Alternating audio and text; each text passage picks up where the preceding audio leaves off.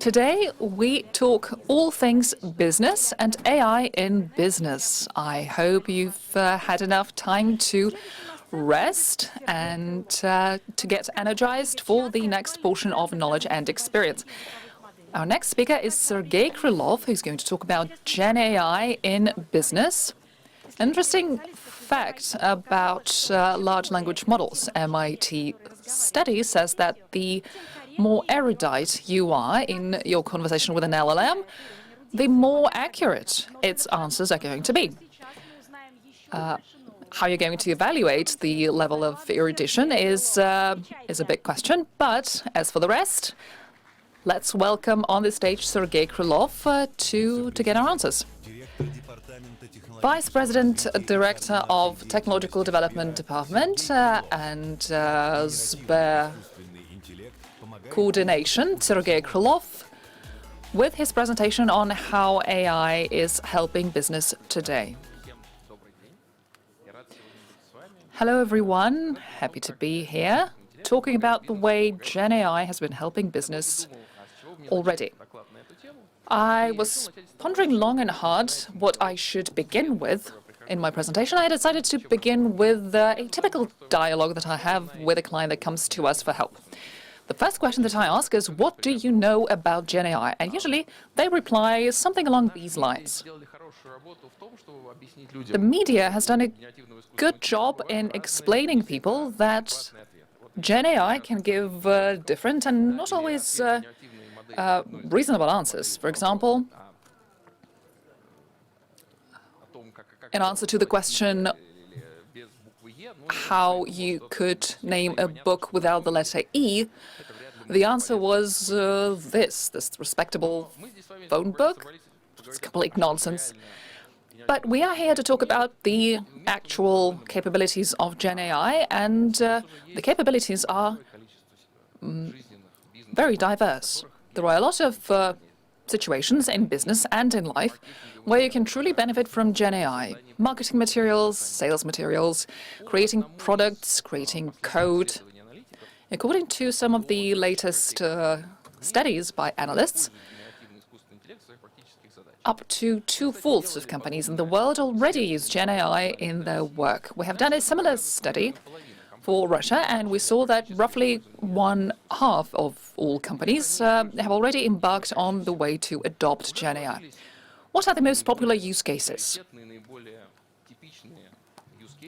By now, we have a series of standard or typical use cases for enterprise-level use of GenAI. One of them is coding. I'm sure you've heard how these LLMs or GenAI models can help you with coding. They can also help you with sales support and with your customer relations. No wonder these are the most popular cases. Almost 80% of companies are already using artificial intelligence tools for these purposes. But these purposes are just some of the many purposes that you can use AI for.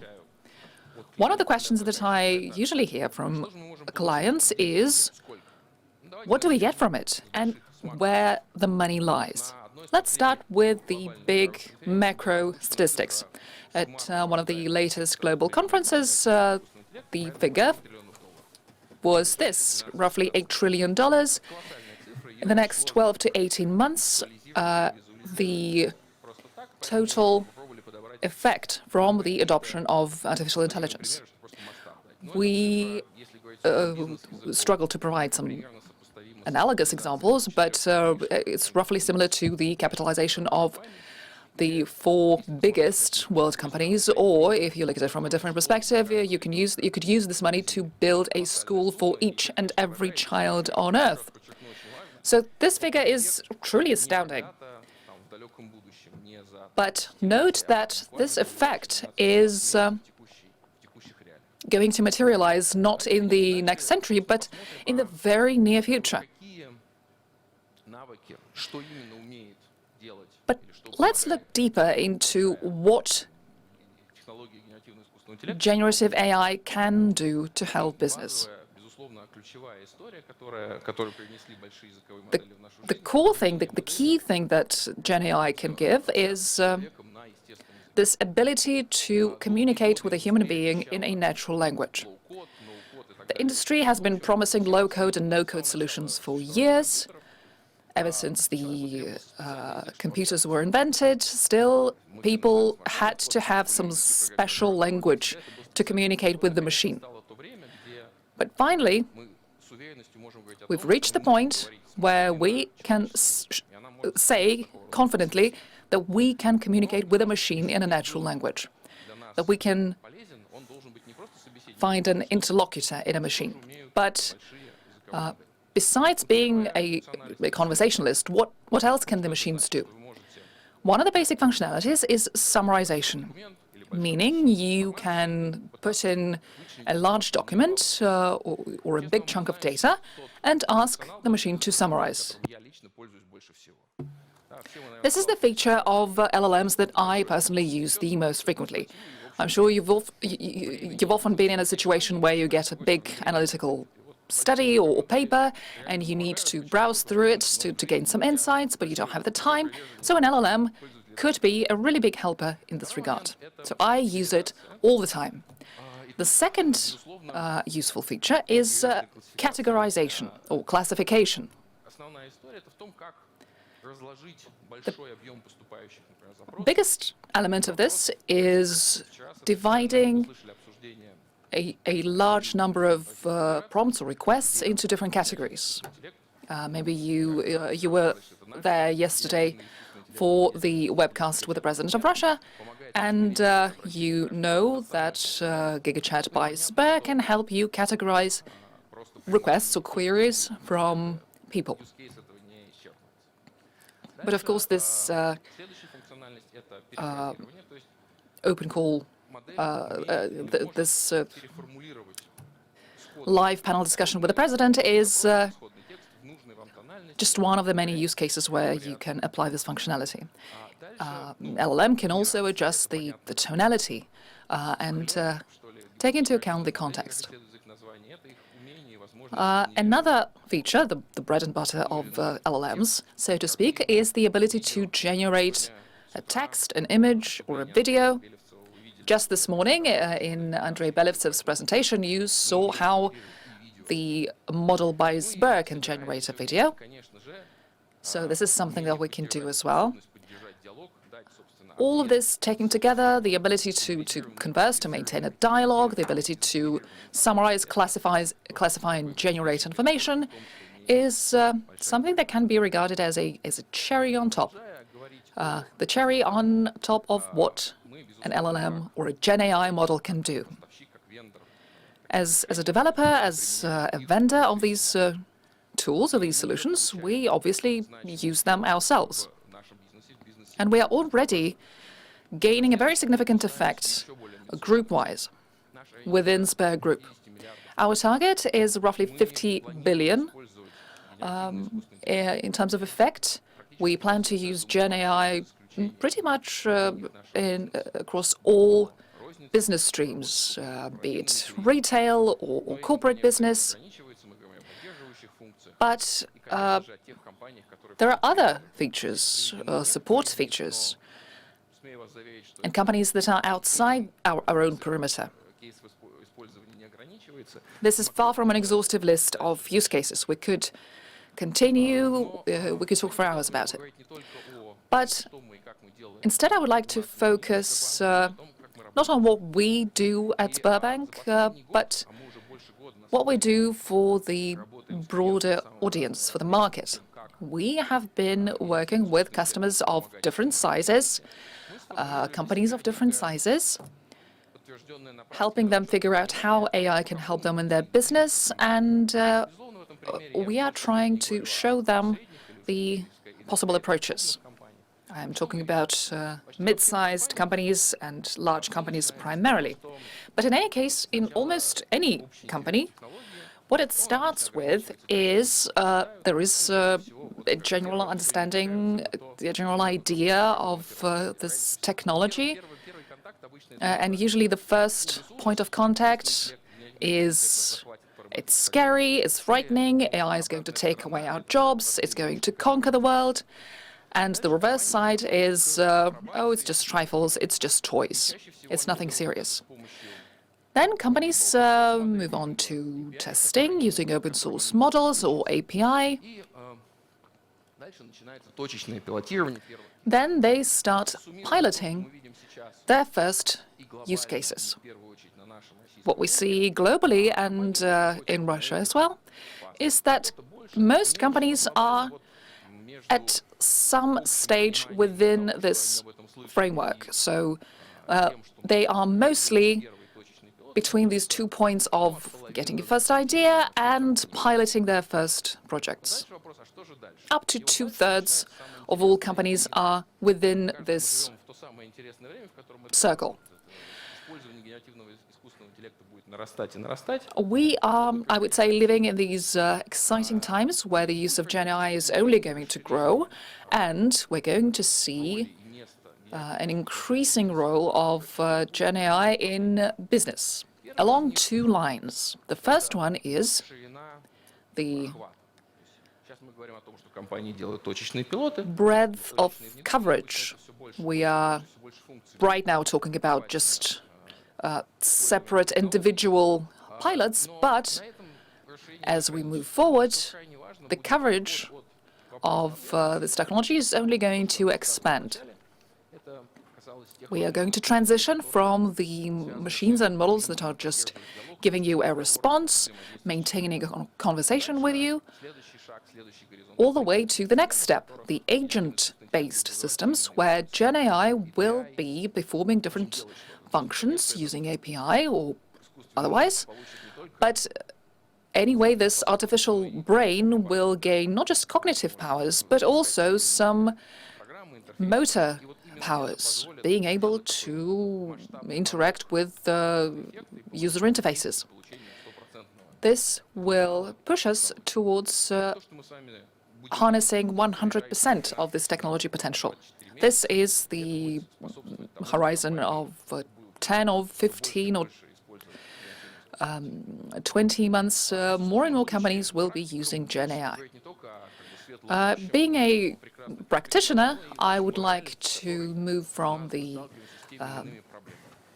brave new world and the brighter future to the actual practical issues and barriers in adoption of AI.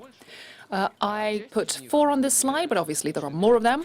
Some of them are standard, they are typical when you start adopting any technology, any innovation. One is lack of skills and resistance.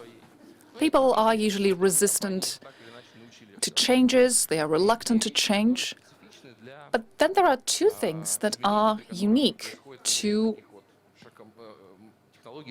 the adoption of such broad transformational technology as GenAI. First one is lack of understanding or limited understanding of possible applications. It's great that there are large language models and GenAI, but how do I apply it for my business? And the other one is, how do you integrate this into your technological landscape? We are used to working with mobile apps or databases. Any director, any CEO knows pretty much what you can do with this technology. With GenAI, what is a GenAI? Is it an infrastructure? Is it an application layer? How do you integrate it in what you have in your technological stack? So over the past year, my team and I have worked out an understanding of how we can help our clients identify possible use cases and approach the idea of introducing this technology into their landscape, into their infrastructure.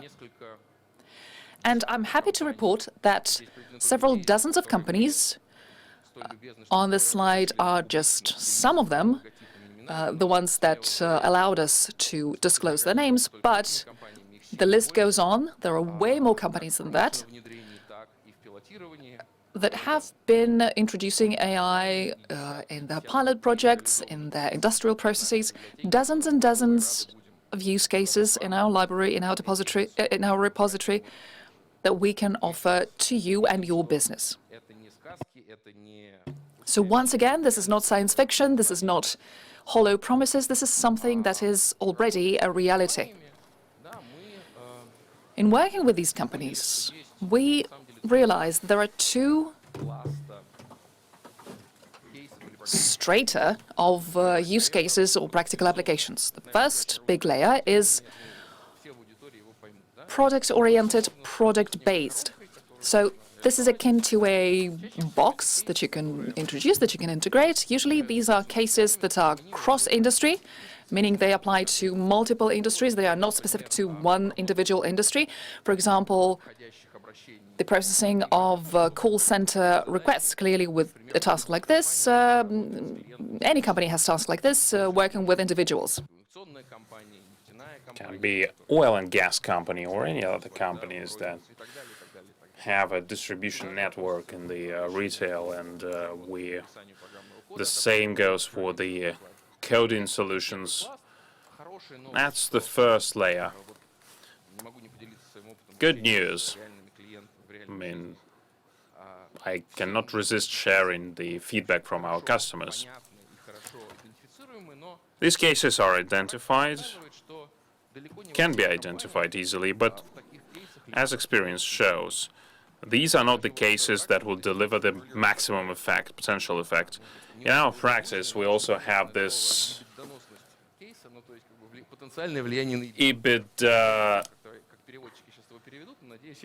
That's kind of we have invented a word. I hope I didn't make the interpreters mad, but it's like EBIT capability.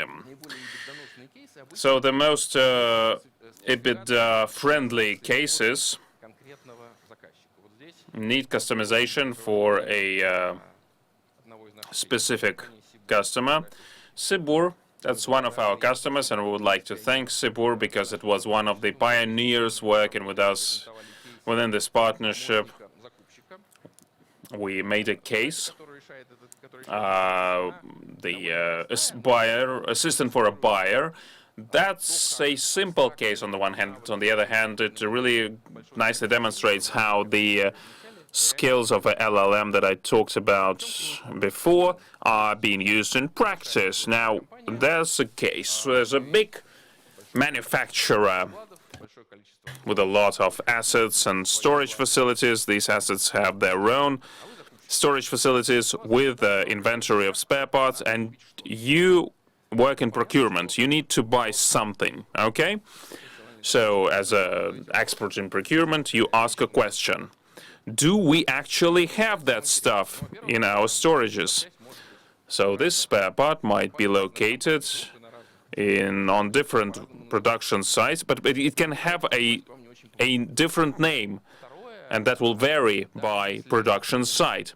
Secondly, you understood, okay, I cannot find the exact spare part, but I might find a similar one that is called differently, but it might be okay to use it because it complies with all the requirements.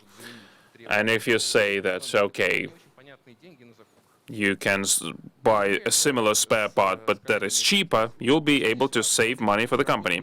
And we rolled out this case together with Sber, and all the skills are represented here.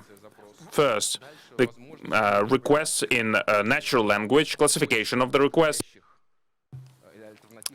finding alternatives and other components. Oh, by the way, another problem that we faced as we tried to understand whether this or that spare part can be used, we had to look at the state standards to understand whether we can use this spare part or not.